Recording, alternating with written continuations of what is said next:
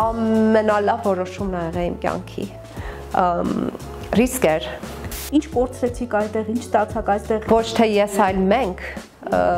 երևի իմ ամենամեծ ձեռքբերումն է։ Առիթը չեք բաց թողնում ասելու, որ սիրահարված եք Երևանին։ Վտանգավոր հանգամանքներից մեկը տոքսիկ պոզիտիվիթին է, երբ որ պոզիտիվ ես, բայց դա տոքսիսիթին է բերում։ Ես գրում եմ 10-15 րոպե, միայն գրում եմ ինչի համար եմ ես շնորհակալ։ Ամեն առավոտվա Ամեն օրվա առավոտյա իմ ռիտուալն է։ Երբ որ մենք սկզբից մենք մեզ չենք հետևում, մենք չենք կարող այդ բոլոր գլխարկները հագնել, որ կանայք ունեն, դուստր, քույրիկ, մայր։ Ես մոտիվացվում եմ, որովհետև ուզում եմ լինեմ օրինակ, որ եթե կա ցանկություն, կա ճանապարհ։ 23 կիլո ավելի քաշով այս պատմոցին նստած հրամաններ էի տալիս, Դավիթ ինձ ջուր բեր, Շահեն պուլտը տուր եւ ասեցին ինչ է կարեւոր քո համար բացի երեխաներից եւ քո երկիրը, ասեցի իմ երկիրը, ասեց ու նայում էի Արարատին եւ ասեցի sense երկար պատրաստվեցիք բարձրանալու։ Մի տարի What could go right Որտեղ այդ 1000 սցենարի մեջ կենտրոնանանք այն 300 սցենարի վրա, որը լավ կլինի։ Բայց մարդիկ սպասում են, որ ձեզ նման մարդիկ կողմնորոշեն իրենց խոսքով։ Չսխալվեք իմ լրությունը, չդիտարկեք որպես համաձայնություն։ Պոպոկի մուրաբան պատճառը։ Այո, շատ լուրջ եւ շատ քաղցր պատճառ։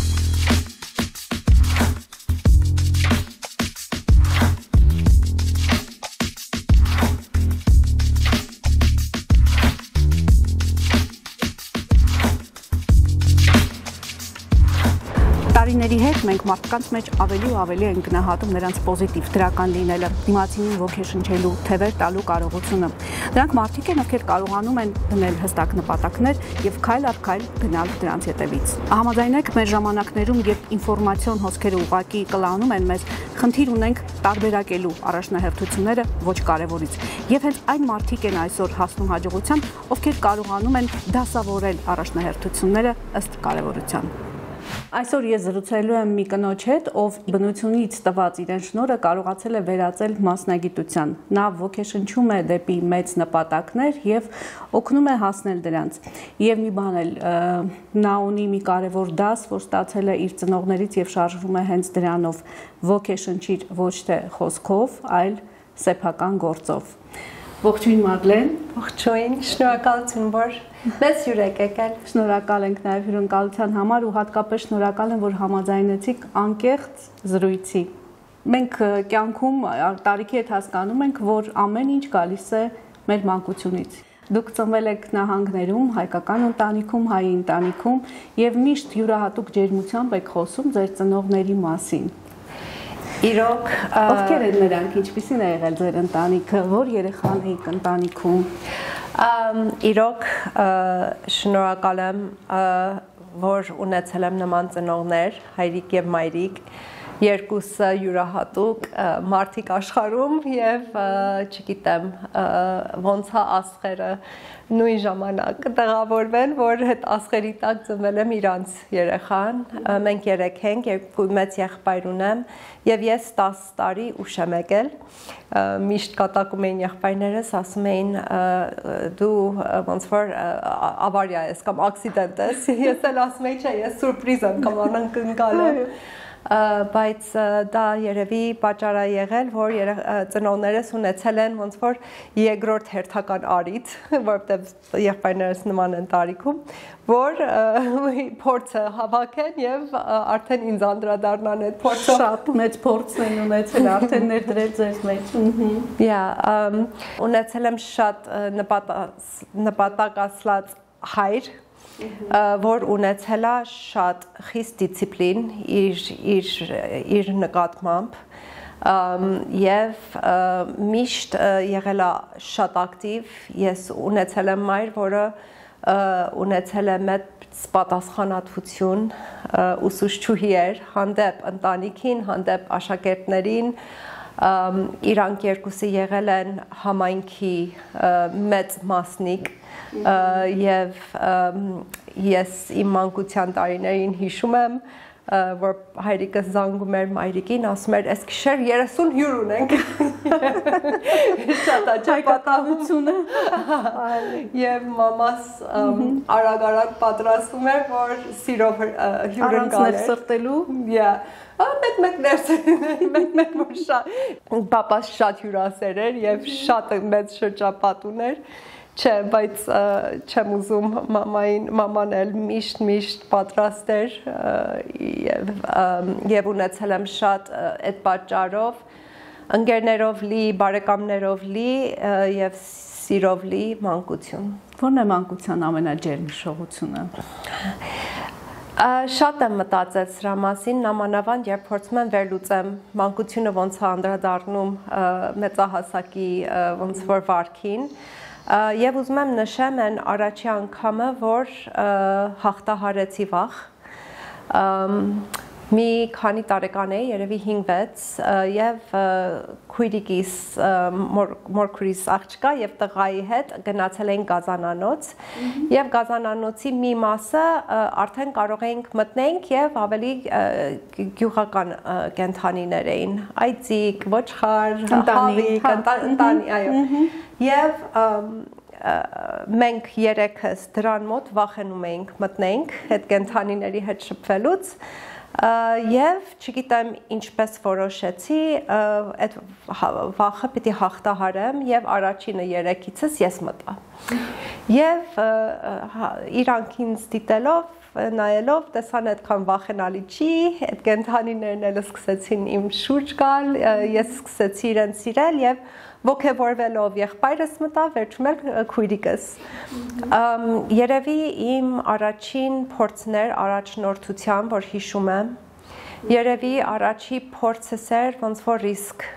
որ հիշում եմ, ռիսկ վերցնել եւ իհարկե կենթանու հետ շփումը եւ սերը այնքան ուժեղ ստիմուլ է, որ ինձ թվում է այդ հիշողությունը ոնց որ դրթել է ինձ նորից ռիսկի դիմել, առաջնորդել, որովհետև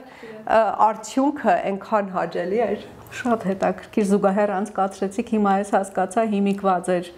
վախեր հաղթահարելու այդ կարողությունը, համարձակությունը ինչ արմատներ ունի փաստորեն։ Դա ձեր առաջին համարձակ քայլն է եղել ու դա ձեզ դուր է եկել փաստորեն, զգալով որ դուք տարբերվում եք մյուսներից, լիդեր եք, հա։ Այո, եւ էդի կնոջ մոտ շատ դժվար եւ բարդ հասնելու ճանապարհ է, որովհետեւ մեր մոտ միշտ զսպվում է կամ փակվում է առաջնորդ լինելը, համարձակ լինելը, խոսելը, կիսվելը, այսինքն լեզվա մտածողությունից սկսած մինչև մշակույթ եւ ավաններ միշտ կանայք չգիտեմ, գնահատվում են, երբ որ զուսպ են, երբ որ հանգիստ են, երբ որ եւ այն կանայք, որ փոքր ժամանակ ունեն այդ առաջնորդի գիծը, իրանք միշտ դիտարկվում են բարդ, չգիտեմ, եթե լաչարը բանա, թե չէ, բայց լաչար, չգիտեմ, բայց դա իրոք առաջնորդության գծեր են, որ պիտի ավելի հմուտ դառնան, ոչ թե սպանեն։ Ձեր ծնողները խրախուսում էին ձեր այդ գծերը։ Խրախուսում էին եւ հիշում եմ հաճախ ասում էին ավելի լավ ինքը աղջիկա, որ այս գիծը ունի, որովհետեւ դա իրան կօգնի կյանքում եւ հակառակ դեպքում չունենալը ավելի վտանգի կբերի։ Ինչ հետաքրքիր է։ Ամեն ինչ իրոք իր արմատներն ունի եւ ամեն ինչ գալիս է մանկությունից։ Ու քանի որ դեռ մանկությունում ենք, Մադլեն, հետաքրքիր է ձեզ համար ինչ բույր ունի այդ հայրական տունը։ Չէ՞ որ ինչ որ մի բույր կա, չէ՞, հիշեցնող։ Ահ, շատ հետաքրքիր հարց է։ Բույրը շատ եմ սիրում ստեղծել եւ այդ զգայարանով աշխատել։ Փափուկ բամբակի, ոնց է փափուկ բամբակ, այդ փափուկ բամբակի վանիլի, չգիտեմ, Sense նուրբ հոտեր եմ։ Ես Los Angeles-ը միշտ արևոտ է, միշտ ջերմ է եւ մեր տունը շատ կանաչ տարածքում էր։ Երևի այդ ծաղիկների բույրով, հա, եւ բամբակի վանիլային համով տակ Լոս Անջելեսն եք հիշում։ Եվ այդուհանդերձ Լոս Անջելեսն էլ է հիմա ձեզ համար տուն եւ Հայաստանն էլ է, չէ՞, տուն։ Որն ավելի շատ տուն։ Չէ, շատ ավելի շատ տուն է Երևանը, Հայաստանը։ Եվ կարող եմ դա ոնց որ պատմության վերացնեմ, որ առաջի անգամ եկա Հայաստան, ոնց ինձ դա հենց հողի ֆակտորով, հենց ամեն ինչի մագնիսի պես ինքը պահեց, որ իրոք սա է տունը։ Ինչ տրադիցիաներ կային, ավանդույթներ ձեր ընտանիքում, որ գուցե բերել եք հայրական ընտանիքում, որ կարողացել եք ներմուծել նաև ձեր ընտանիք, որ շարունակում եք։ Պապաս, ինչպես ասացի, շատ դիսցիպլինայով էր եւ ինքը առավոտ շատ շուտ էր զարթնում, շարունակում եմ ես եւ նկատել եմ, որ ընտանիքի տենդենցիան էլ եկավ, հասավ ինձ։ Ես 5-ին եմ զարթնում, արդեն քանի մանկուց ստենցա եւ առավոտ 5-ից մինչեւ ոնց որ առավոտ 10-ը իմն է։ Արթուրը միացել է, ինքը 5-ին չէ, մի քիչ ավելի ուշ է զարթնում, բայց մենք ունենք առավոտյան կոֆեի ժամ, որը մեր համար դա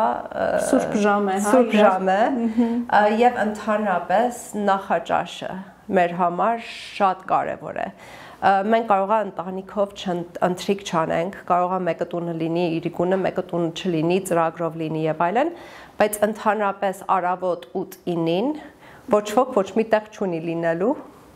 եւ այդ ժամը իմ պապաս էր միշտ նախաճաշը, իր պատասխանատվություններ եւ նմանա Արթուրը։ Նախաճաշը միշտ Արթուրինն է։ Ինքն է պատրաստում եւ ինքն սիրով է պատրաստում եւ նենց չի որ մի նախաճաշը ով ուզում է ուտում է, ինքը ունի ստանդարտ մենյու եւ մենք արմեն առավոտ կարող ենք ասենք պամիդորով ծվածեղ ենք ուզում, գրեչկա ավոկադոյով ենք ուզում, չգիտեմ, ծվածեղ ենք ուզում, մածուն ենք ուզում տվարում, այսինքն ինքը մեծ սիրով բոլորիս այտենց օրվա սկիզբ է տալիս եւ իհարկե ես ու Արթուրի մեր սուրճի ժամը Դա էլ առանձին ժամ է, որտեղ երկուսով եք։ Հա, դե հիմա երեխաները արդեն այստեղ չեն։ Ցավոտ գետը ժամանակաշրջանի,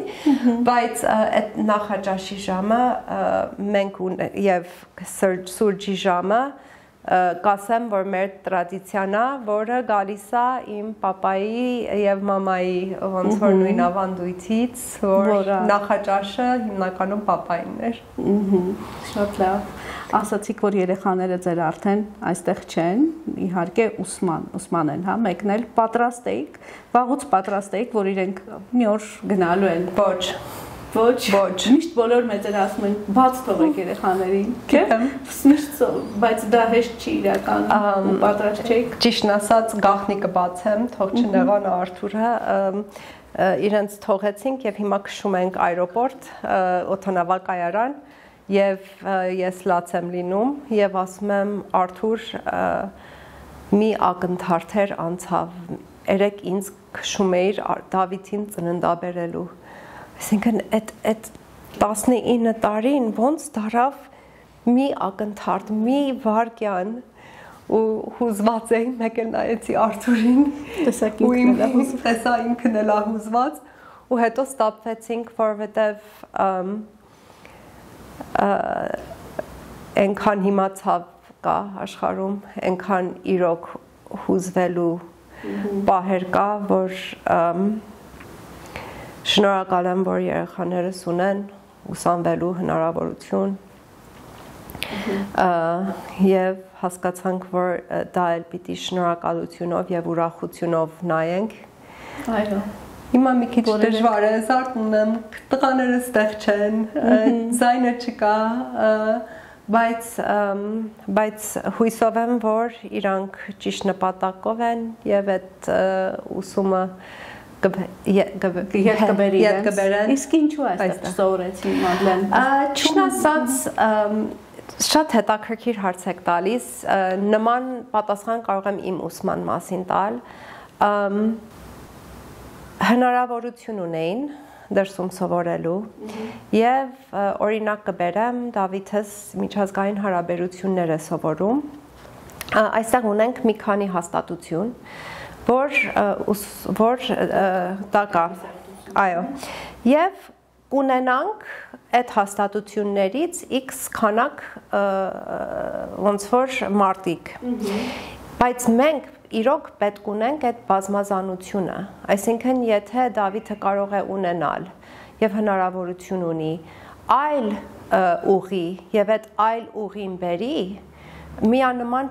չի լինի ապագայի միջազգային հարաբերությունների կրթությունը գիտելիքը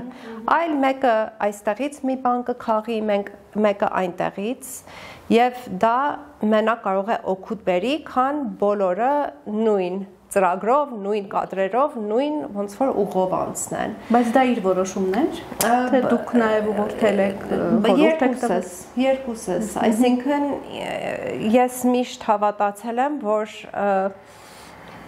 այս իմ ընկեր Ստեփան Խզրտյանը ոնց որ իմ մեջ այդ միտքը առաջացրել է որ մենք հայերս միգուցե նման ենք մեղուներին, որը մենք քիչ ենք աշխարհում, բայց շատ կարևոր դեր ունենք աշխարհում եւ կարող է մենք գնում ենք այլ դաշտեր, հերավոր դաշտեր, բայց մեղրը հետ ենք բերում եւ մեր փեթակում այդ արտադրանքն է լինում ես շատ մեծ հույս ունեմ որ այդպես կլինի, որ մեր ժողովուրդը, իմ սեփական տղաները կամ մեր ժողովուրդը կարողանան մեղուների նման գնան դաշտերում, քաղեն նեկտարը բերեն այո, տարբեր նեկտարներ եւ բերեն տուն։ Ճիշտ ասեցիք, փեթակ բերեն։ Մադլեն, իսկ կա մի բան, որ դուք ձեր երեխաներից եք սովորել։ Դուք սովորեցնում, բացահայտում, իսկ դուք։ Այո։ Ամեն մեկից ամեն օր սովորում եմ օրինակ երբ որ ես եւ Շահենը սկսեցինք սարեր գնալ շատ ուշադիր էի ու շատ ոնց որ ստրեսով էի այդ սարերը բարձրանում չընկնեմ սխալ շարժում չանեմ եւ տղաս դե իրանց այսօրվա բարբարով ասեց mom you're locked in այսինքն մայրիկ շատ ես կենտրոնացել, մի քիչ թուլացիր։ Ու ստենց նայեցի ու տեսա որտեղ եմ այդ օրը գնացել էինք Գառնի կիրճ, նայեցի, ասեցի ճիշտ ասում, շատ ծանր չի կարելի տանել ամեն ինչ։ Մի քիչ էլ պիտի բաց լինել։ Դավիթը բավականին ունի խորը մեկնաբանելու ամեն ինչ միշտ ինձ տանում է մի հարթակ ավելի խորը իր հետ մակերեսային չի կարելի խոսել զրուցել ինքը միշտ աղբյուրի է տանում որևէ մի խոսակցություն եւ իրանից սովորել եմ ավելի աղբյուրային եւ ավելի լայն տեսնել Իսկ երեխաների մեջ Արթուրին եք ավելի շատ տեսնում, թե ձեզ, թե Միքսեն։ Միքսեն ունենք երկուսից ունեն երկուսս։ Ես եւ Արթուրը անչափ տարբեր ենք, շատ տարբեր ենք։ Ես ավելի ոնց որ քառակուսի ոնց որ նպատակով, չգիտեմ, ավելի օրս առավոտ 5-ից 5:15 սա, 15:15-ից 5:10 կես, sense ռեժիմով Արթուրն էլ շատ ազատ է, ռոմանտիկ մի տեսակ եւ ուրախ եմ, որ երկուսս էլ երկուսի մեջ կան, որովհետեւ կարծում եմ ես եւ Արթուրը ծայրահեղներ ենք եւ միշտ բարի միջինն է, ավելի նախընտրելի։ Իրենք այդ միջինը կարողացել են ստանալ փաստորեն։ Կարծում եմ այո, շատ լավ։ Մադլեն, հիմա վերադառնանք ձեր վերադարձին Հայաստան, որովե ես լսում էի ձեր հարցազրույցները, տարբեր չկա լրագրող, որ գայթակղություն չունեցել ձեզ հարցը տալու անպայման, ինչպես վերադարձաք, ինչպես մնացիք, ինձ մի քիչ այլ հարցադրում այլ կերպ է հետաքրքիր, դուք ավարտեցիք այնտեղ, սովորեցիք եւ շատ երիտասարդ էիք, որ եկաք Հայաստան, ինչ կորցրեցիք այդտեղ, ինչ ստացաք այստեղ, չէ՞ որ ինչ որ բաներ ամեն դեպքում դու պատրաստ ես լինում թողնել ինչ որ բանի դիմաց։ Այո։ Շատ մակերեսային բաները եկել են նույնությամբ Ամերիկա եւ այստեղ օրինակ առաջ շատ էի կարոտում գրքի խանութներ, որը անգլերենով գրքեր կային իմ համար, շատ էի կարոտում, չգիտեմ իմ մանկության, չգիտեմ, կոնֆետից վրնած մինչև, չգիտեմ, չինական կերակուրատեսակ, այդ մակերեսային բաները այսօր արդեն հասանելի են։ 25 տարի առաջ չկային։ Ինչ եմ կորցրել ավելի խորքային, հեռացել եմ իհարկե իմ բարեկամներից եւ ինչքան փորձում ենք կապը պահել, ինչքան փորձում ենք ոնց որ իրար ծնունդներ շնորհավորել, խոսել հեռախոսով, նույնը չի եւ ունեմ բավականին շատ բարեկամներ, որ ինձ հետաքրքիր է, եթե մենք շարունակեինք առօրյայում նաև լինել իրար հետ, ինչ հարստություն կունենայի այսօր իրանց հետ շփվելուց, չնայած շատերին շատ մոտ եմ պահում FaceTime-ով, չգիտեմ, տեխնիկական ինչ-որ հնարավորություններով, իսկ ինչ շահել եմ, երևի իմ ամենամեծ ձեռքբերումներից է կյանքի, եւ դա իմ շրջապատն է, այն ժողովուրդն է, բնության հետ շփումը, բայց կարող եմ նշել, որ Միացյալ Նահանգները ինքը շատ ինդիվիդուալիստական, հա ճիշտ եմ ասում, կամ անձնական ուղղորդող մշակույթ ունի։ Իսկ Հայաստանը ձեր շատ կոլեկտիվիստ եւ շատ հանրային, այսինքն 2 օր առաջ դեպք եղավ, հիանալի դեպք, հարևաններս այստեղ իրանց դուրն է, սիրելի զանգեցին, ասեցին, այս 2 օրը գալու ենք ձեր մոտ, 3 շաբթի հարմար է, ասեցի հարմար է եկեք, իրիկունը եւ դուրը բացեցի եւ հսկայական տորտ էր Արարատ լերան ձևով եւ տիկնիկ մարզիպանից, որը ես էի ու դրոշ հայկական շնորհավորում էին ինձ որ դուք բարձրացա Արարատ եւ ուզում եմ ոնց որ փորձել հիշել հարևաններ Միացյալ Նահանգներում կային մի հույն ընտանիք, որ մեր կողքը ապրում էին եւ քանի հույն էին, մշակույթը մի քիչ նման էր, տաքությունը կար, բարևում էինք, տարին 2 անգամ, չգիտեմ, շփվում էինք, ունենք հայ հարևաններ, որը էլի տենց բարևում էինք եւ այլն, մի քանի ընտանիք ունենք, որ hello, այսպես, բայց այսպես ջերմ, որ ներքևի հարևան Էմային կարող եմ ասեմ, Էմ ջան, դուրս եմ գալիս, մի հատ կգնաս, տեսնես, չգիտեմ, այսպես այդ հարաբերությունների տաքությունը, կոլեկտիվիստ, հա, օրինակ, երբ որ ընկերուհուս զանգում եմ առավոտը, անպայման պիտի իրա բոլոր ընտանիքի անդամների մասին հարցնել, Անուշ մաման ոնց է, պապան ոնց եղավ, այս կոլեկտիվիստ, այս շրջապատ, այս միասին, ոչ թե ես այլ մենք, երևի իմ ամենամեծ ձեռքբերումն է։ Եվս մի բան եմ ուզում նշեմ, որ մենք փոքր ենք եւ լիքը գործ կա անելու այստեղ, եթե մարդ հավատում է, որ նպատակով է ծնվում, այդ նպատակը ես գտել եմ իմ մեջ եւ Հայաստանում շատ ավելի հեշտ եւ իրական է, որ դա կարողանամ ապրել իմ նպատակներով։ Նաև ավելի կարևոր է, որովհետև իր արդյունքը ավելի կարևոր է, որովհետև շարունակությունն է մեր ազգի։ So կարող էի, օրինակ, Los Angeles-ում էլ դասավանդեի, աշխատեի ինչ-որ մի tech կամպանիայում, բայց որ դա անում եմ հողում մեր ժողովրդի հետ, մեր երիտասարդության համար եւ միասին, դա անկրկնելի է եւ իհարկե այս փոքր երկրում, որտեղ երկիր են կառուցում, ավելի մեծ հնարավորություն եւ արդյունքը ավելի երևում է եւ դա այդ բավարարությունը ինձ թվում է ավելի տեսնում եք եւ ավելին եք ցիկլի մեջ, այո, ոնց որ ստանում եմ, էլի եմ, ոնց որ կարողանում օգուտ տալ։ Մադլեն, ես բացման մեջ էլ ասացի, որ դուք հաղորդման բացման, որ դուք դրականը տեսնելու, մարդկանց մեջ դրականը տեսնելու յուրահատուկ շնորհ ունեք։ Եվ ոչ միայն մարդկանց, այլ երևույթների, օրինակ առիթը չեք բաց թողնում ասելու, որ սիրահարված եք Երևանին։ Ինձ հետաքրքիր այս խառնիճահանճ իրավիճակը Երևանի փոշին, կեղտը խցանումները, առանց նորմերի շինարարությունը եւ այլն շատ թերություններ կան։ Այդ ամենը ձեզ կարողանում եք չնկատել, չի խանգարում։ Գիտեք, ես չեմ ուզում կարելի ասել վտանգավոր հանգամանքներից մեկը տոքսիկ պոզիտիվիթին է, երբ որ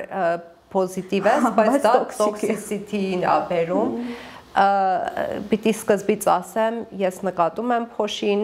ավելին ասեմ, ամենառավոտ իմ առողջության մեջ մտնում եմ Visual Air app-ը եւ տեսնում եմ ինչքան աղտոտ է օդը։ Ես տեսնում եմ այդ շինարարական սխալները, Արարատին ամեն տեղից նայելով աչքիս ընկնում է այդ կառույցները, որ եկել են եւ տեսադաշտը փակել են։ Ոչ թե չեմ նկատում, այլ իմ համար երկու բաներ կարող է լինի միևնույն ժամանակ աշխատող իմ ուղեղում։ Կարող է լինի այս բարդությունները եւ կարող է նաեւ լինի գեղեցիկ տեսարանը։ Կարող է լինի ոնց որ չգիտեմ աղբը գետնին, բայց կարող է լինի եւս լիքը գետին, որ չկա աղբ։ Այսինքն ես պիտի արերես կամ այդ փաստի հետ, որ այդ երկուսը իրականություն են եւ ես այնքան ունեմ իմ մեջ շնորհակալություն, իմ ամեն առավոտը սկսում է շնորհակալությունով, ես գրում եմ 10-15 րոպե, միայն գրում եմ ինչի համար եմ ես շնորհակալ։ Ամեն առավոտյա իմ ռիտուալն է եւ ես տեսնում եմ միշտ լավը եւ չգիտեմ, օրինակ ունեմ ընկերներ, որ բարդ մարդիկ են, բայց օրինակ իմ կողքին են եւ դժվար ժամանակներին իրանք իմ ձեռքը բռնում են եւ միասին են առաջ գնում։ Չնայած կարող է իրանցից զայրանամ մեկ-մեկ, կարող է չգիտեմ նեղվեմ, բայց երբ որ իրանց տեսնում եմ, ես տեսնում եմ այդ օգնականը իրանց մեջ, ես այդ եմ նկատում, ես այդ եմ սիրում, ես շնորհակալ եմ այդ գծի համար, Երևանը նույնն է։ Այս առավոտ էի գնացեք քայլում էի, եւ իհարկե տեսնում էի թերությունը, բայց նաեւ տեսնում էի մեր օպերան, տեսնում էի Խաչատրյանի արձանը, տեսնում էի տեսարանը Կասկադից, չեմ կարող դա անտեսեմ եւ չգնահատեմ։ Եվ իմ համար էդի մնայուն արժեք, հա։ Մնայունն եք տեսնում։ Մադլեն, իսկ կա մի անկյուն Երևանում, որ հատկապես շատ եք սիրում։ Իմ գործի առումով Կասկադը միշտ կլինի իմ համար յուրահատուկ։ Եղել եմ հենց Կաֆեսճանի սկզբից այդ ծրագրում ներգրաված, գնահատում եմ աշխատանքը, որ արվել է, սիրում եմ Կասկադը շատ, հպարտանում եմ իրանով, նաև շատ եմ սիրում Հրազդանի կիրճը, Արթուրը սկզբում, որ սկսել էինք շփվել, միշտ տանում էր եւ միշտ քայլում էինք գնացքի հետքերով, կիրճով, այդ չրիկ ասածով, այդ մասով իր մանկության իր ինքը միշտ գնում է, ինքը այնտեղ մնայուն իր մարզանքի եւ իր մանկության տեղն է, զորավոր եկեղեցին է իմ համար շատ յուրահատուկ, ինձ համար էլ, այնտեղ ամուսնացել եմ, երեխաներին եմ այնտեղ կնքել, բայց այնտեղ ես ունեմ ես չէ, երևի բոլորս ունենք, ով որ մտնում է այդ աչի վրայի սենյակը, որտեղ Մարիամ Աստվածածինն է իր Հիսուսի հետ, այդ սենյակը իմ, չգիտեմ, շատ կա, այնքան կա չեմ կարող թվարկեմ, ես հիշում եմ 25 տարի առաջ ընկերս Սարյան փողոցում բնակարան էր արել ու մենք բոլորս իրան ճնշում էինք, ասում էինք, ով է այս փողոցում, ինչ որ տուն առես, փողոցում ոչ ոք չի քայլում, ինչ ես։ Դա ամենակոլորիտային փողոցն է հիմա, չէ՞։ Ամենահաճելի փողոցներից է, որ իրիկունը քայլում ես եւ տեսնում ես, որ մեր ժողովուրդը կարողանում են մի բաժակինի կամ մի հատ սուրճ իրար հետ կիսել, խոսել, ծիծաղալ։ Նոր մշակույթ է մտնում այնտեղ քաղաքային, չէ՞, որը շատ է, բայց եթե պիտի ստիպեք հենց Կասկադի իմ համար երևի միշտ կլինի անկրկնելի։ Ասում են առավոտյան կարելի է տեսնել Կասկադ։ Այո, շանհեց բոսկը։ Այո։ Մադլեն, եւ դուք աշխատում եք բացառիկ մի ընկերությունում, Pixart-ում, դասավանդում եք ամերիկյան համալսարանում, անընդհատ ինքնակրթվում եք, բոլորովին վերջերս կամ ոչ այնքան վերջերս դոկտորի կոչում նաեւ ստացաք։ Այս ամենից ո՞նց եք գլուխ հանում։ Իհարկե առավոտյան 5-ին արթնանալը արդեն հասկանում եմ, թե այդ օգնում է մի քիչ։ Արդեն այդ օգնում է մի քիչ։ Ես ասեմ, որ իմ ամենամեծ դասերիցս մեկը եղել է այդ օթանավի մասկի պատմությունը, որ օթանավում հայ մայրի համար լսել, որ սկզբից քո դիմակահակիր, նոր սկսի ուշադրություն դարձնել երեխաներին, այնց խորթա։ Ես եմ դա դժվար մարսել։ Շատ խորթա եւ ես գիտեմ, որ մեր կանայք, հայ կանայք նամանավանդ ունեն շատ մեծ խնդիր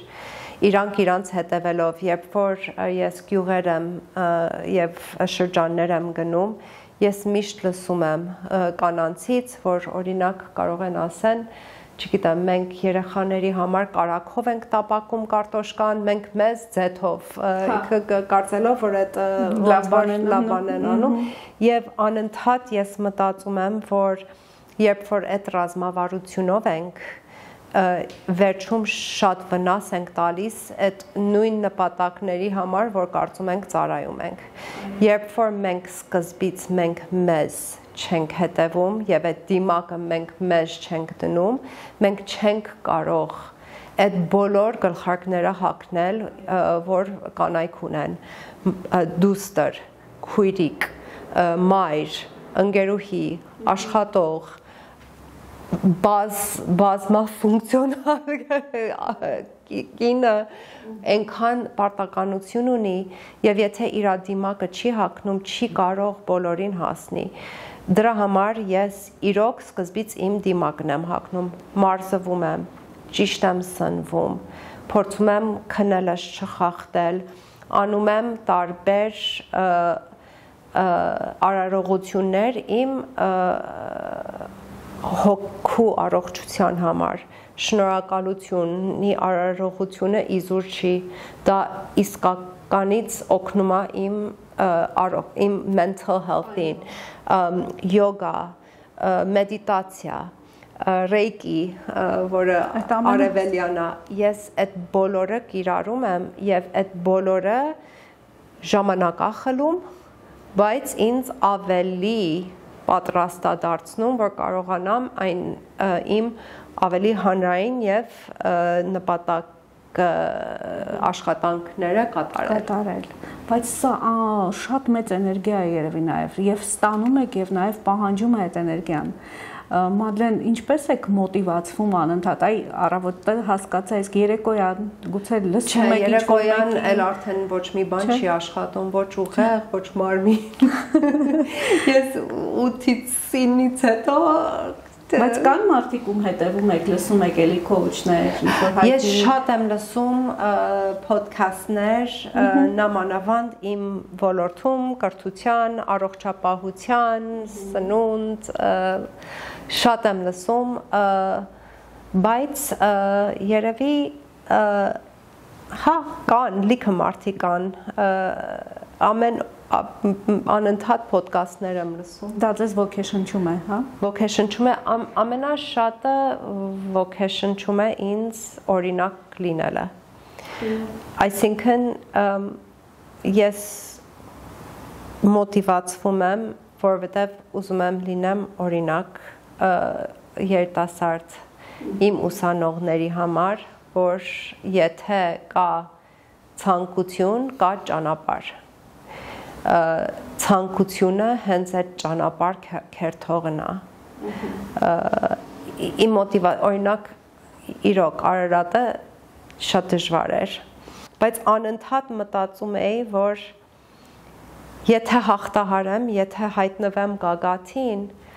իմ աշխատանքեր Լորան, իմ ուսանող պապկենը, իմ, չգիտեմ, որդիս, իմ Այն բոլորի հետ, որ ես աշխատում եմ, իրանք կիմանան, որ եթե կա ցանկություն, ուղին բացվում է։ Այդ իմ ամենամեծ մոտիվացիան է, երևի լինել օրինակ, որ մենք մարդիկ կարող ենք բարդ բաներ անել։ Դա այն ձեր ծնողներից եկած դասներ, սեփական օրինակով։ Այո։ Եվ ինչու Արարատ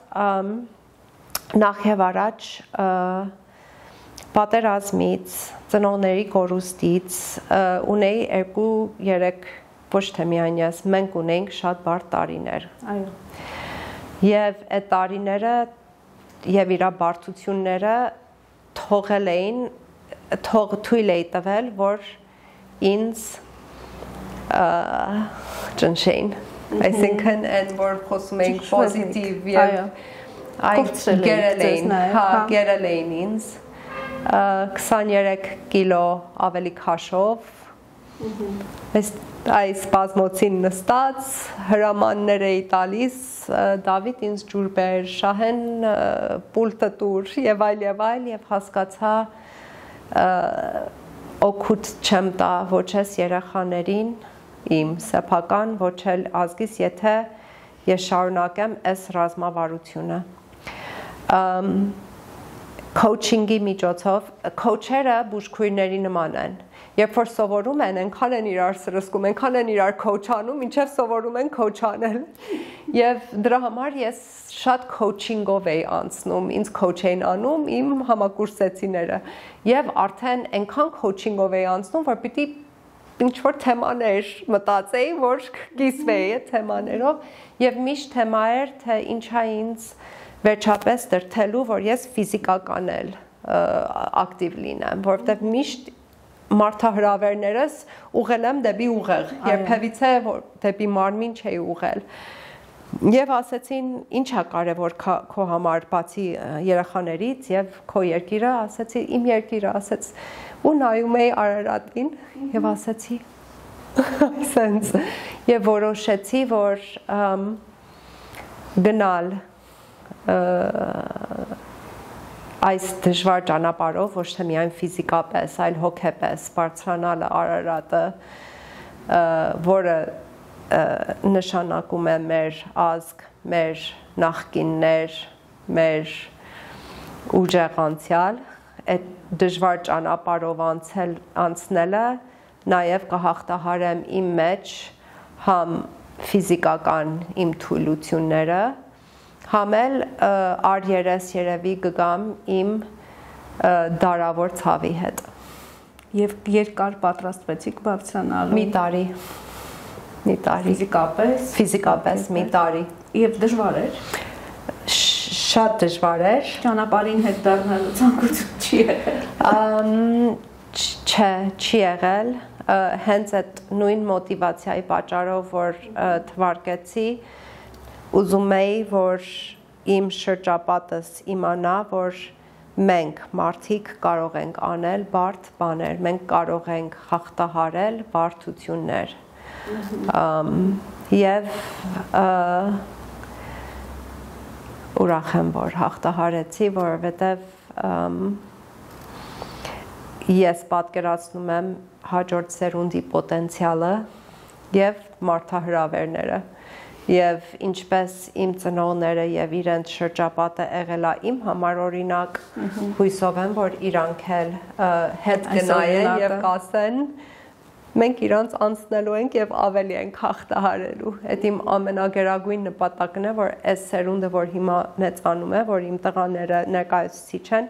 մեզնից շատ լավը լինեն Մադլեն, երբ մենք զրուցում էինք մինչև ինտերվյուն,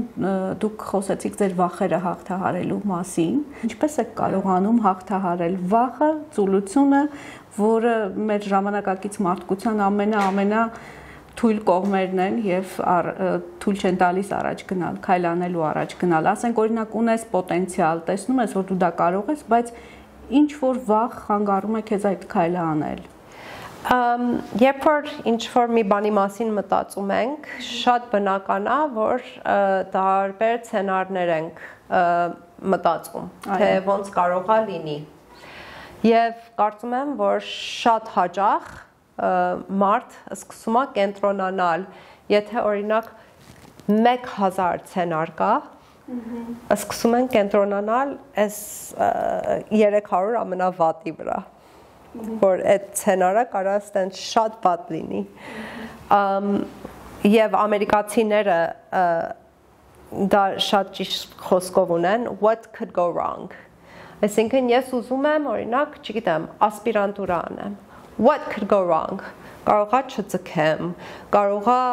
չգիտեմ միլիոն հատ պատճառ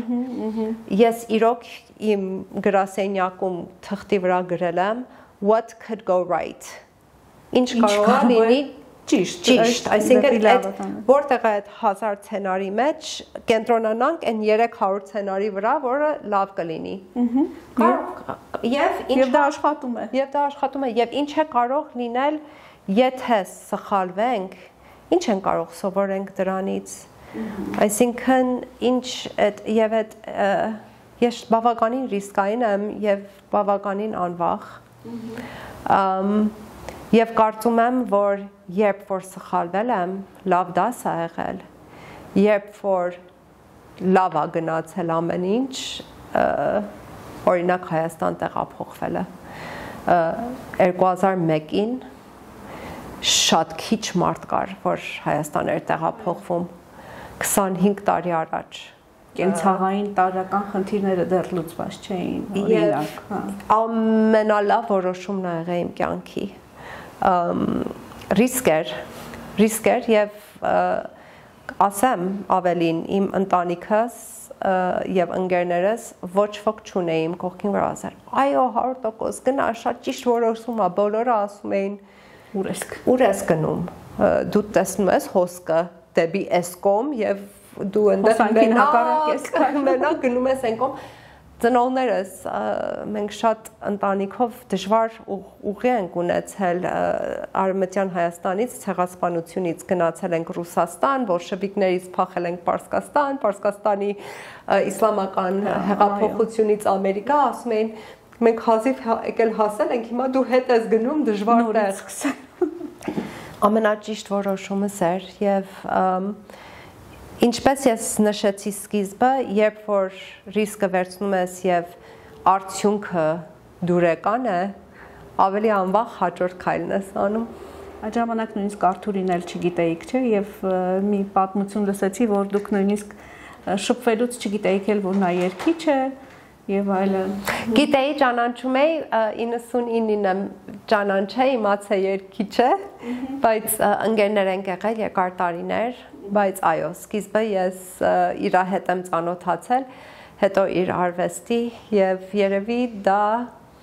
օգնել է ավելի խորը սիրել, որովհետեւ սկզբից իրան հավանեցի, հետո որ իմացա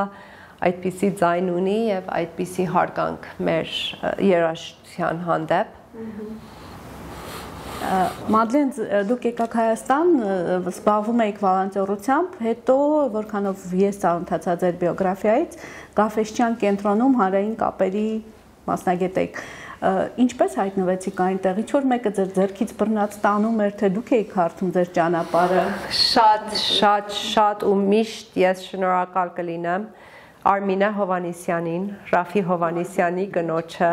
Ռիչարդ Հովհաննիսյանի իմ դասախոսն է եղել, ես շատ հպարտ ու շնորհակալ եմ, որ ես կարողացել եմ իր դասերին մասնակցեմ եւ ես իրան խնդրեցի պրոֆեսորին, որ եթե ես մնամ քո քննությանը, ես 3 շաբաթով կզրկվեմ Հայաստանից։ Ես խնդրում եմ, կարող եմ շուտ հանձնեմ, ինքը ասաց շուտ չեմ կարող հանձնեմ, բայց մի բան անենք, տղայիս ընտանիքը այնտեղ ապրում, այնտեղ հանձնես, ասացի օքեյ, եւ հանդիպեցի Ռաֆի եւ Արմինե Հովհաննիսյանին, Արմինեն առաջարկեց պարոն Գաֆէսճեանին ինձ որպես կադր, մինչեւ հիմա ես շնորհակալ եմ, միշտ հիշում եմ իր այդ բարի գործը եւ բավականին մեծ դերակատարում ունեցավ իմ կյանքում։ Հիմա Pixar-ում եք, Մադլեն, ժամանակակից HR-ները, մարդկային ռեսուրսների մասնագետները ասում են, որ կա այդպիսի կայուն միտում, որ 3-ից 5 տարին է համարվում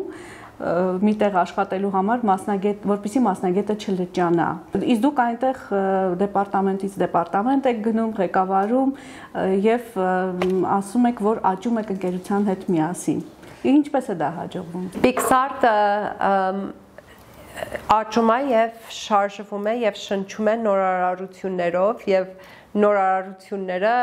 ամեն օր զարմացնում են եւ շատ արագ են, մենք էլ իրեն հետ պիտի նորարարվենք, եթե դա բառա։ Դրա համար չեմ զգում, որ ես ինչ որ մնացել եմ եւ դեռ աճում եմ, չեմ աճում, հակառակը ամեն օր նոր մարդահրավեր է եւ շատ գնահատում եմ ինձ եւ մի քանի կադրին, որ այնտեղ ենք համարյա սկզբից կամ շատ վաղ տարիներից, որովհետեւ այդ ժառանգությունը մենք պահում ենք, Pixar-ը որ դառնա, երբ որ դառնա նույն չափ մեծ, ինչ Apple-ը, Google-ը, Facebook-ը եւ այդ ճանապարհին ենք եւ մասամբ արդեն այդ ճանապարհով անցել ենք, շատ պետք է լինելու մեր նման կադրեր, որ սկզբից որ կարող ենք այդ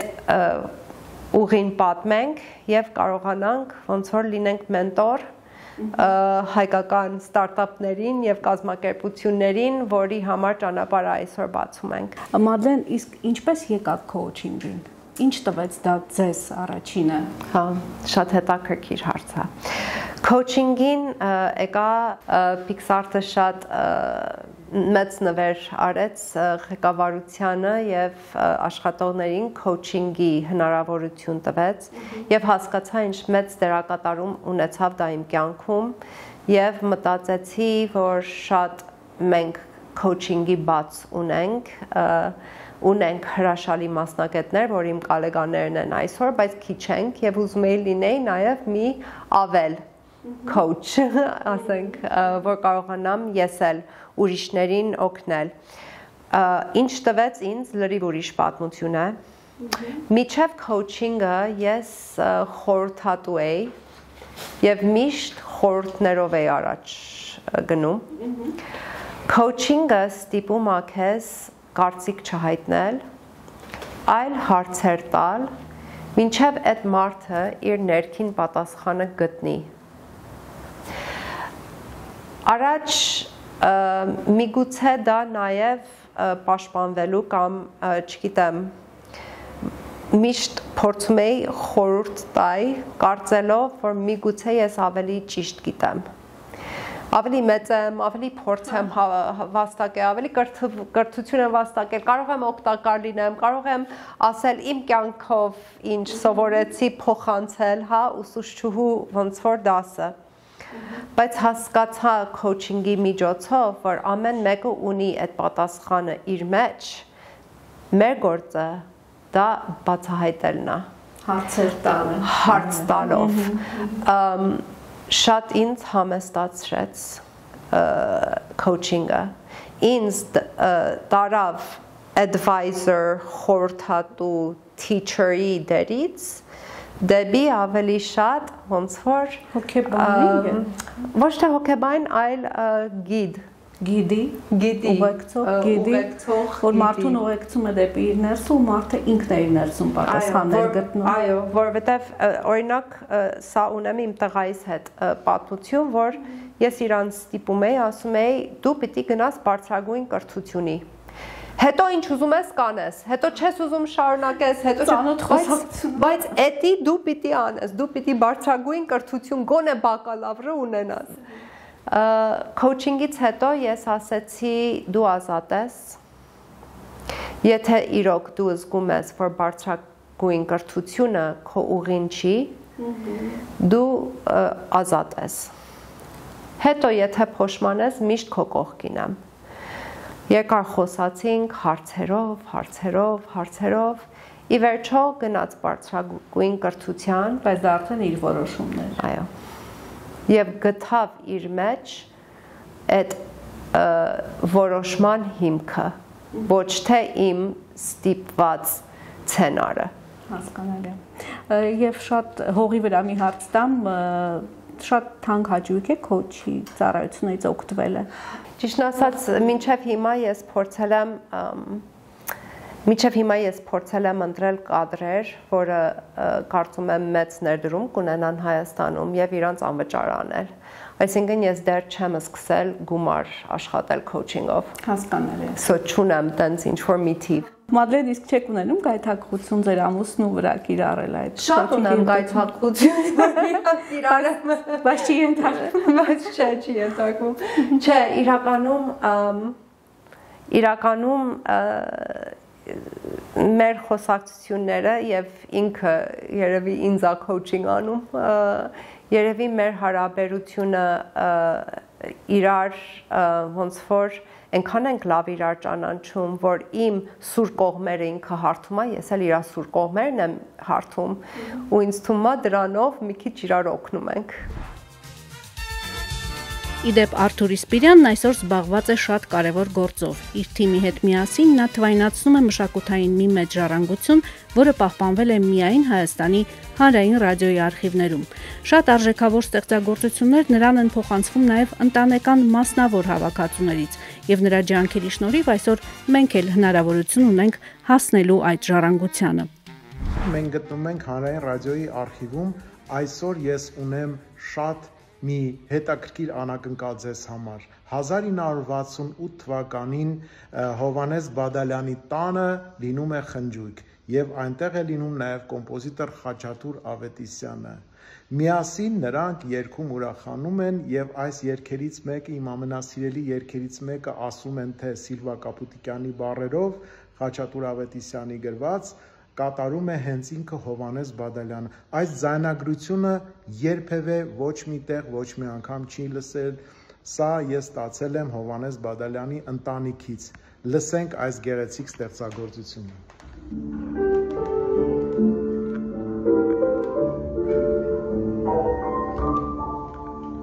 Այնպես ամփույթ, այնպես հարգից, անցնում ես իմ տան մոտով, ինչ ես ուրիշ տներում իսկ, քեզ եմ փնտրում կարոտով, ասում են թե մոռացել։ Արթուր, մենք Facebook-ից ենք տեղեկանում, հիմնականում սոցիալական հարթակներից ինչ կարևոր գործով եք դուք այսօր զբաղված, թվայնացնում եք հանրային ռադիոյի արխիվը։ Իրոք որ հսկայական ժառանգություն եւ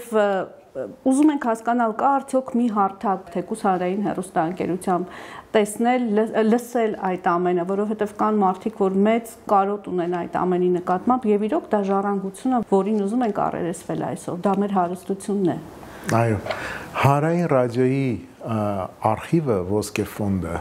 դա միակ անկրկնելի ձայնային մատենադարանն է, որ ունենք այսօր, եւ արդեն սկսած 17 թվականից իհարկե 2017 թվականից մենք թվայնացնում ենք այն, այսինքն մագնիսական ժապավեններից մենք ստանում ենք digital թվային տարբերակը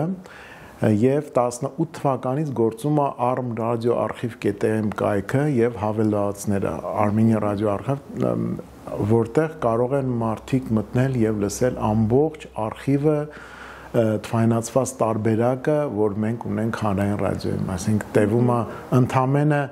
1 րոպե, որ մարդիկ մուտք գործեն մեր արխիվի դռները բացեն եւ լսեն այն, ինչ ուզում են լսել։ Ոչ թե սպասեն, որ ինչ որ մեկը հանրային ռադիոյով կամ հեռուստատեսությամբ կամ ինչ որ հեռուստականով ինչ որ երգ մատուցի կամ հաղորդում մատուցի, այլ իրենք ընտրեն ինչ են ուզում լսեն։ Այնտեղ կա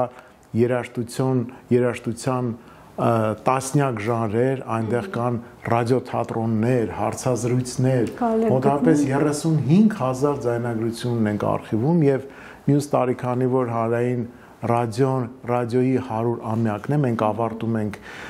աշխատում ենք, որ ավարտենք թվայնացումը եւ նվեր լինի 100-ամյակին նվիրված եւ շատ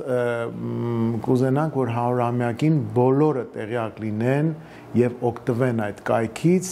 Ես սա անում եմ, մեծերը դե գնահատում են եւ գիտեն եւ լսել են իրանց կյանքի մասնակազմը, բայց մեր երիտասարդները այսօր գտնվում են ոչ լիարժեք ինֆորմացված վիճակում մեր մեծերի, մեր գանձերի, մեր ժառանգության մասին։ Նրանք պետքա դրա համար եմ ասում, դպրոցներում եւ բուհերում պետքա դասավանդվի արխիվի պատմությունը հանրային ռադիոյի, որովհետեւ 100-ամյա պատմություն ունի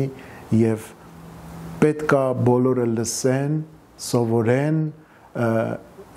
շատ կարեւոր է որ լսեն կիրթ հայերենով խոսքերը։ Շատ կարևոր է, որ Սփյուռքում ինչ որ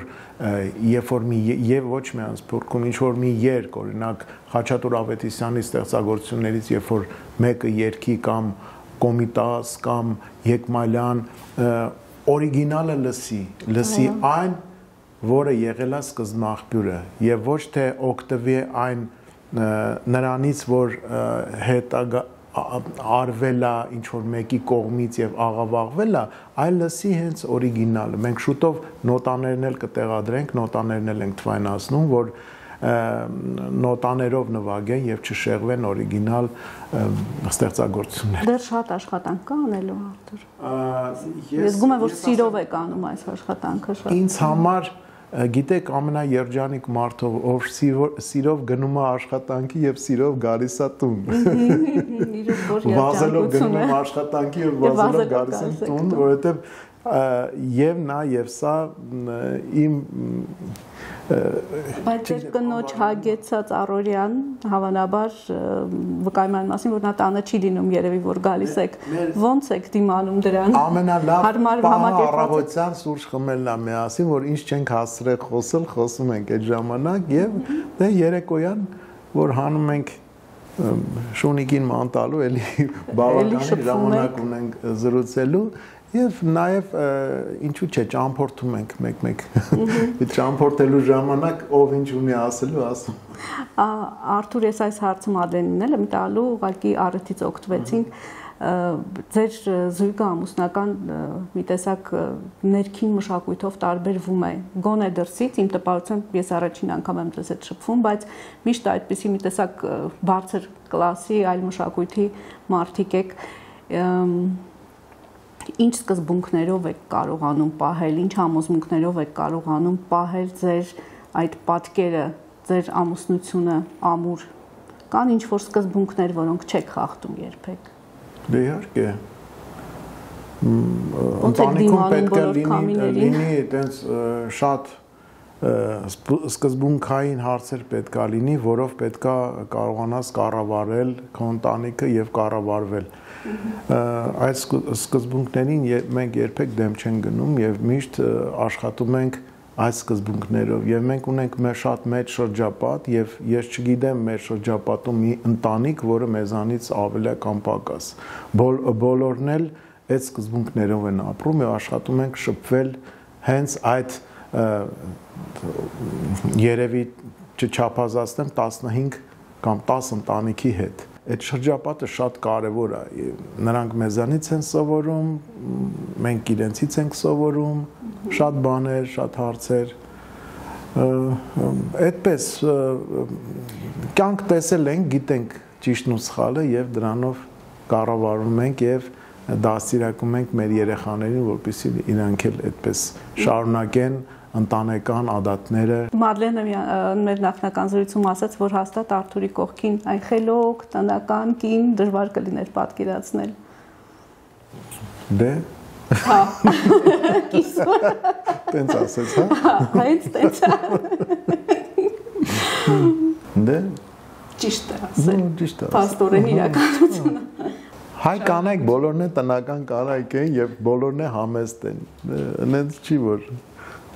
Չէ, ես չասացի համեստ չի Մադլենը կամ տնական չի, ուղղակի ակտիվ է հասարակական գործընթաց, կրթվում, ինքնակրթվում։ Դե ինձ դուրը գալիս է, գիտեք դա։ Հա, ես հաճույք եմ ստանում, երբ որ ինքը հաճույք է ստանում։ Օրինակ Արարատ բարձրանալը իմ համար, ես չէի պատկերացնի անցյալ տարի, որ ինքը կարող է ստիպի իրան ու բարձրանա Արարատ, որովհետեւ այդքան էլ ես սպորտային եմ եղել, հիմա սպորտային չեմ այդքան, բայց ինքը այդքան էլ սպորտային սպորտասեր չի եղել, բայց որ բարձրացավ Արարատ այդ կամքի ուժը ունեցավ, հիմա էլ Կիլիմանջարո, չգիտեմ որտեղ է։ Այդ ծրագրեր, հասնում եք ծրագրերի հետևից։ Այո, եւ կրթության հետև ինքը շատ է սիրում կրթվել եւ ինքնակրթվել եւ նաեւ իր մեջ այդ սերը դեպի կրթելը, դասախոսությունը, ուսանողների հետ շփումը, այդ ինձ համար մի հատ մեծ ոնց որ ժպիտ է առաջացնում։ Մի խոսքով իր ձգտումը նաեւ իր այս որ հասնում է բարձունքների, նաեւ իմ բարձունքներն են դրանք, ես երբ որ ինքը բարձրացավ Արարատ, ես չբարձրացա։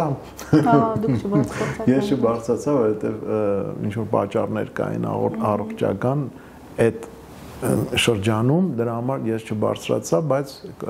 հուսով եմ մի օր կբարձրանամ։ Ես իմ մտքով իր հետ բարձրացել եմ, որովհետև ինքը բարձրացել է ինչ տարբերություն, հա։ Միասին եք։ Նկարս տարել էր։ Բրավո, Արթուր։ Հա, եւ մանավանդ ավելի հաճելի էր ինձ համար, որ իմ տղան 18 տարեկան կամքի ուժ ունեցավ եւ միասին բարձրացան, հաղթահարեցին այդ դժվար ճանապարհը։ Երկուսով են բարձրացել։ Հա, եւ մենք ունեցանք մի ուրիշ ընտանիք, Արարատյան ընտանիք։ Հա, Արարատյան ընտանիք, որ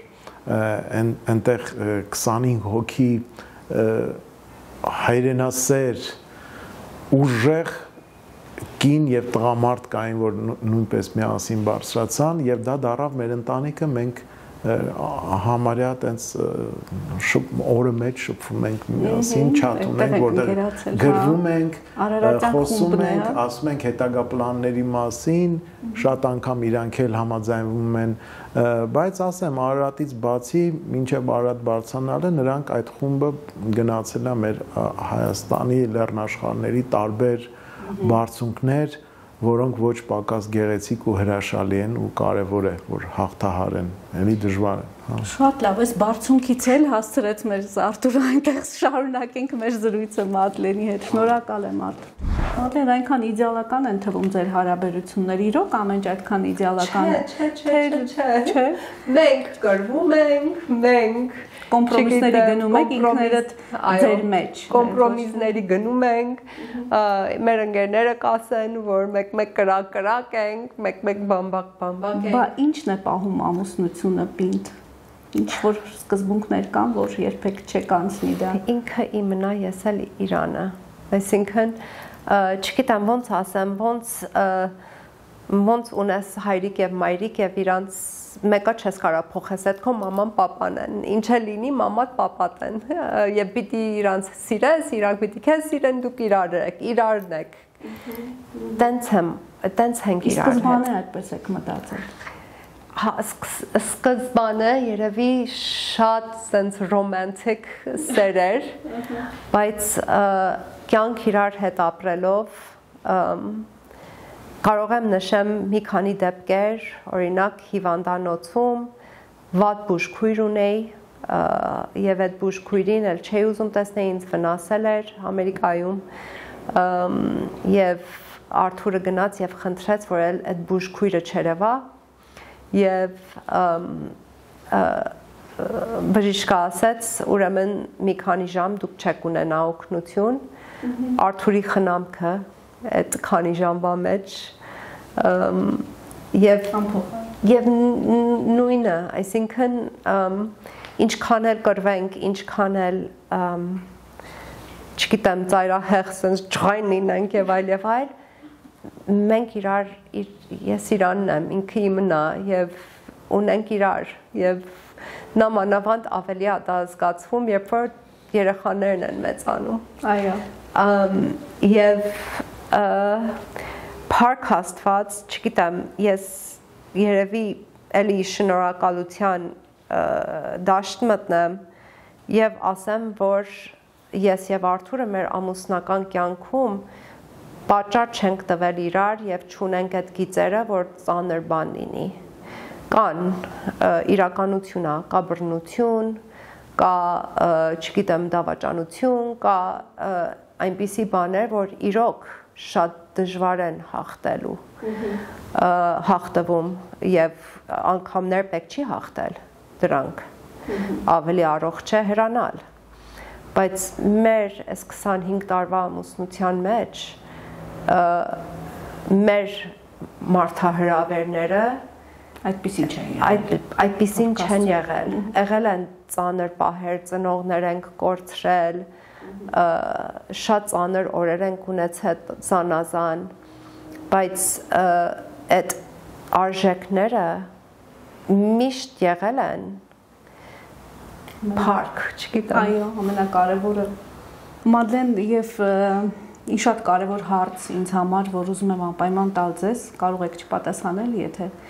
բայց կարծում եմ շատերին է հետաքրքիր ձեր տեսակետը, ձեր կարծիքը։ Վերջին շրջանում մեր երկիրը մենք, դուք էլ ասացիք ձեր խոսքում, շատ ծանր ողբերգություններով անցանք, շատ կորուստներ ունեցանք եւ երբեմն անզորությունից միակ բանը, որ կարողանում ես անել, դա սոցցանցերում ստատուս գրելն է ուղղակի, որը մենք անում ենք եւ ես տեսա դուք ել եք ձեր էմոցիաները արտահայտում, բայց երբևէ չեմ տեսել, որ դուք մեղադրեք ինչ-որ մեկին, ռադիկալ արտահայտություններ համենայն դեպս չեք անում։ Մինչդեռ ես տեսա ձեր ստատուսը, մեզ համար շատ ծանր մի օր 23 թվականի սեպտեմբերի 22-ին, երբ կորցրեցինք Արցախը, երբ դուք ձեզ էիք մեղադրում։ Դուք ոչ մեկին չեք մեղադրում, դուք ձեր մեղքի բաժինն եք փնտրում այնտեղ։ Հիմա էլ մենք դժվար ժամանակներ ենք ապրում, արժեքների կորստի անհասկանալի ժամանակներ եւ դուք էլի զուսպ եք արտահայտվում, մաքսիմում դուք ձեզ եք մեղադրում եւ մտածում եմ վաղը մյուս օր բա չեք մեղադրի ձեզ, որ գուցե ավելին չեք ասել, ավելի բարձր չեք խոսել։ Շատ բարդ հարց եք տալիս, ուզում եմ անդրադառնամ։ Կարծում եմ շարունակում եմ ինձ մեղադրել, ավելին կարող էինք անենք բոլորս, չնայած կարող եմ մխիթարվեմ, ասեմ ավելին եմ արել, քան չգիտեմ, որևէ մի մարդ ընտրեմ, որ չի արել, ավելի քիչ իմ աչքում արել եւ ասեմ ես ավելին եմ արել։ Կարող եմ ուրիշ մարդ գտնեմ, որ ասեմ ինքն է մեղավոր։ Այս սպեկտրումի վրա կարող է մարդ գտնեմ այս կողմին կամ մյուս կողմում, բայց մեկը մենք այդ բոլորս այդ սպեկտրումի վրա ենք եւ մենք բոլորս դերակատարում ենք ունեցել։ Այս 20 թվականից հետո այս կորուստները, որ եղել է, ես չեմ կարծում 14 թվին, 16 թվին, 19 թվին, 20 թվի սկիզբ ես թեկուզ եղել էր քարորյա պատերազմը, թեկուզ եղել էր 30 տարի առանց ոչ մի լուծում։ Ես չէի պատկերացնում, որ այսպիսի կլիներ։ Եվ որովհետև չէի պատկերացնում քայլերս էլ չէր համապատասխանում կանխել իմ կարողությունների ասպարեզում այդ ամեն ինչը։ Բայց դուք տեսնում եք սխալները, տեսնում եք, որ մենք սխալ ուղղությամբ ենք գնում։ Տեսնում էի սխալները։ Բայց մարդիկ սպասում են, որ ձեզ նման մարդիկ կողմնորոշեն իրենց խոսքով։ Այո։ Այդ սպասումի պատասխանի մասին եմ ես հարցնում։ Ճիշտն ասած, ուզում եմ ոնց որ այդ ռազմավարությանս էլ անդրադառնամ, բավականին բարձր եմ եղել եւ բարձրաձայնել եմ խնդիրները, երբ որ ավելի ջահել էի եւ իմ գործունեությունը այդքան էֆեկտ չէր ունենում։ Ես հիշում եմ տվյալ, որ երբ որ սկսեց հայաթափությունը եւ մեր հայերը գնում էին դուրս եւ շարունակում են գնալ, որ եթե այսպես շարունակի 2052 թվականին վերջին մարդը Զվարթնոցի լույսերը կանջատի ու դուրս կգա։ Եվ այն սկզբի տարիները ձայնով Facebook-ի ստատուսներով փորձում էի պայքարել։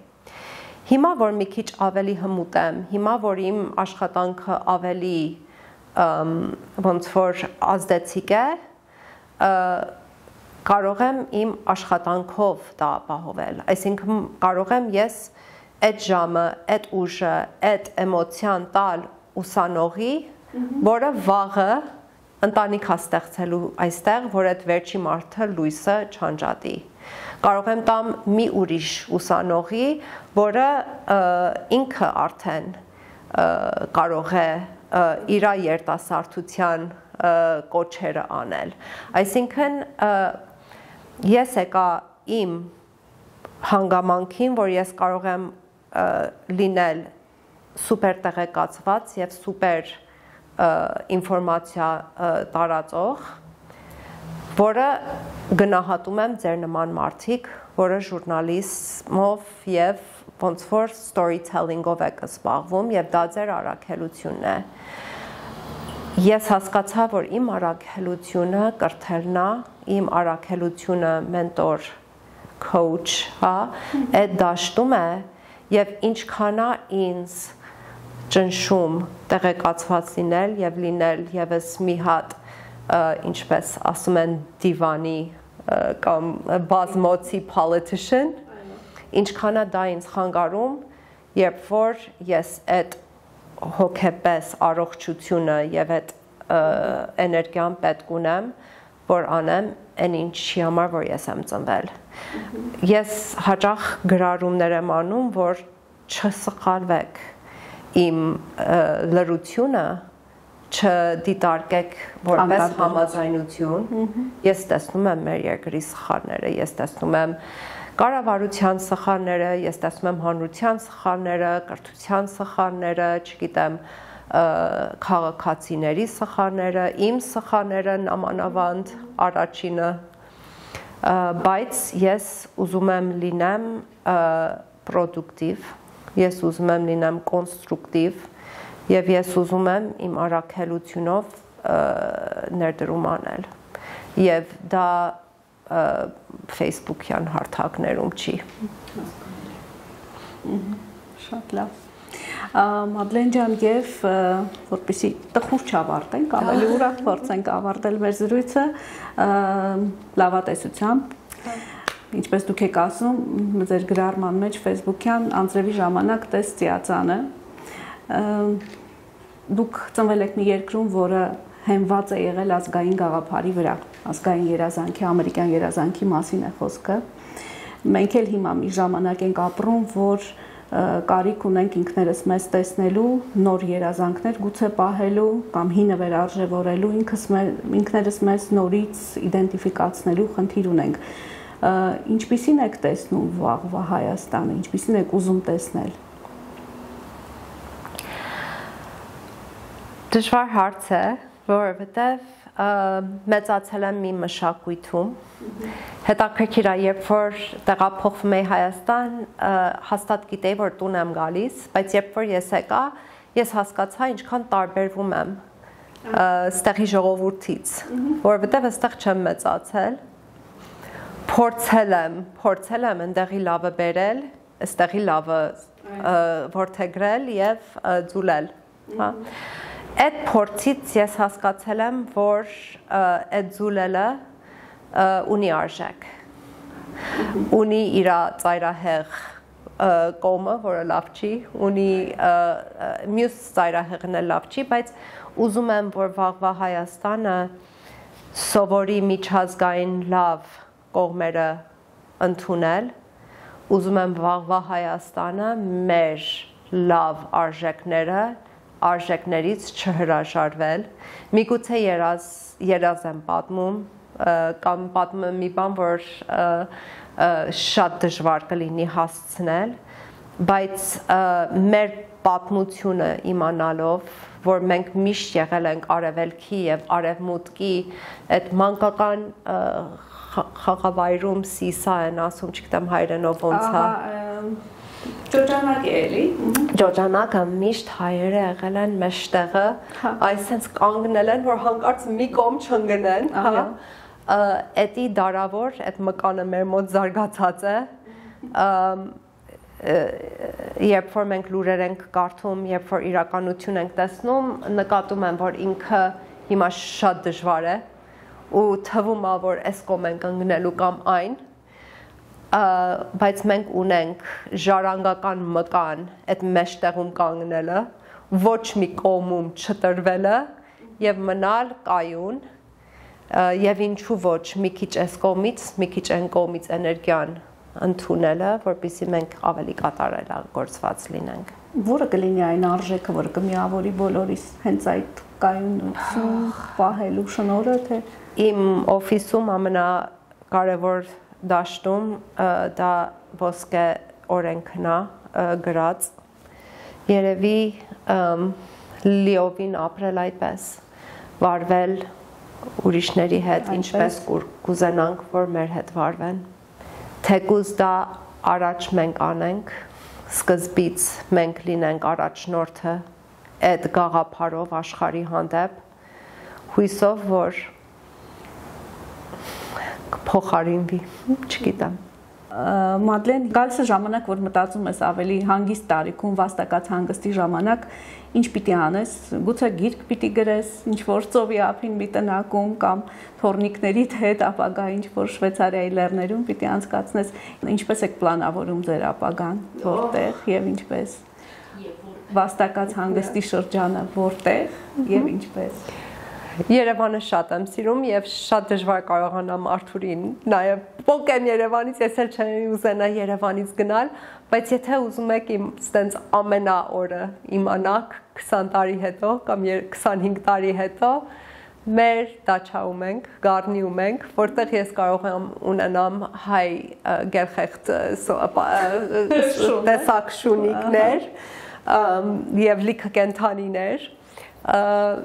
մեր ամառանոցում ենք, Գառնիում ենք եւ թորնիկներին բերում են եւ թողնում են, այո, եւ մենք ազատություն ունենք իրանց լիարժեք լգստացնենք եւ ոնց որ քանդենք այն բոլոր դասյարակությունը, որ ծնողներն են տալիս, չէ։ Պատկերացրեցի տեսարանը, այդ տեսարանն է, որ իրանք մեր կենթանիներով շրջափակված են, մեր հետ միասին եւ մենք վայելում ենք թորնիկներին եւ երեխաներին կատակներ ենք անում եւ ասում ենք, բա որ իմանանք թորնիկները այսքան լավ են, մի անգամից ձեզ կունենանք։ Թող իրականանա Մադլեն, թող կայ։ Մերսի, այն ինչ որ ես տեսել եմ, երբ որ առաջին անգամ տեսել եմ այդ տարբեր սերունդների ջերմ մեծ ընտանիքը, այդ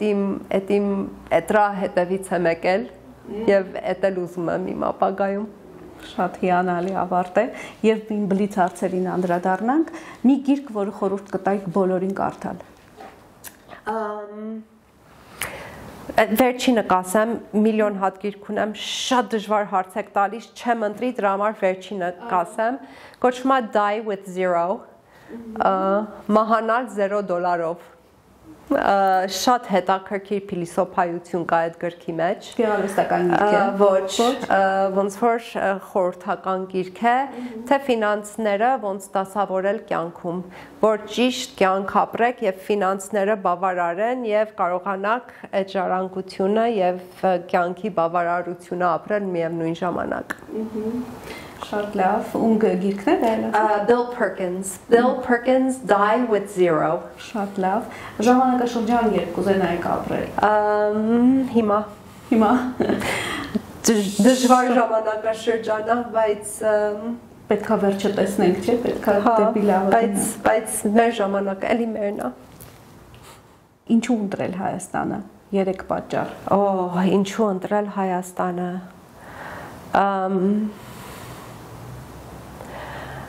Այստեղ կա դեր այդ մարդկային հարաբերությունները, որը հարստացնում է կյանքը, առաջինը։ Պոպոկի մուրաբան պատճառը։ Այո, շատ լուրջ եւ շատ քաղցր պատճառ։ Ապական, որ այս երկիրը կարող է տա աշխարհին եւ լինել դրա մի մասնիկը, երկրորդ երրորդն էլ զարթնել այս բնության մեջ, այս ջուրը, այս, չգիտեմ, այս արևային օրերը տեսնել եւ լինել մի ժողովրդի հետ, որը տխրելու ժամանակ կարող է տխրի, ուրախանալու ժամանակ կարողանում է քեֆանի եւ գործանելու ժամանակ կարողանում է մարդահրավերները ընդունի դա մեծ պատիվ է։ Շնորհակալ եմ Մադլեն, շատ անկեղծ զրույցի համար։ Շնորհակալ եմ ես, շատ հետաքրքիր եւ բարձր որակի խոսակցություն եւ հաղորդումի համար։ Շնորհակալ եմ այդ գնահատականի համար նույնպես։ Ձեզ լավ օրվա շարունակություն։ Բրավո։